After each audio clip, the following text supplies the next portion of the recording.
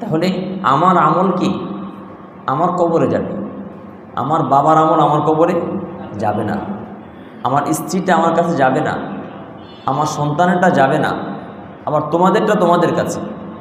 যার যারটা সেপারেট, এখানে সেপারেট, প্রত্যেকটা ভিন্ন ভিন্ন। ফেরেশতা ভুল করে না, ভুল তার অভিধানে নেই যে ভুলে তারটা আমাকে লিখে দিল, এমন হতে পারে না, হয় না এটা। আল্লাহ তাআলা বলেন ওয়া নাহনু লাহু মুখলিসুন, আমরা আল্লাহর জন্যই একনিষ্ঠবাদী, আমরা উপাসনা করি একমাত্র একজনের, তিনি কে? না কোনো মানুষ আমাকে বড় বলবে, মানুষ বলবে যে তার তেলাওয়াতটা অনেক চমৎকার তাই তেলাওয়াত করি, তাহলে কি তেলাওয়াত হবে? মানুষ বলবে খুব নামাজি এই জন্য মসজিদে আসছি, মানুষ বলবে যে না লোকটা দিনদার হয়ে গেছে তাই দাঁড়িয়ে রাখতেছি, তাহলে কি হবে ব্যাপারটা? বরং সকল কাজ এই কেন্দ্রবিন্দু একজন, তিনি কে? আল্লাহ রাব্বুল আলামিন।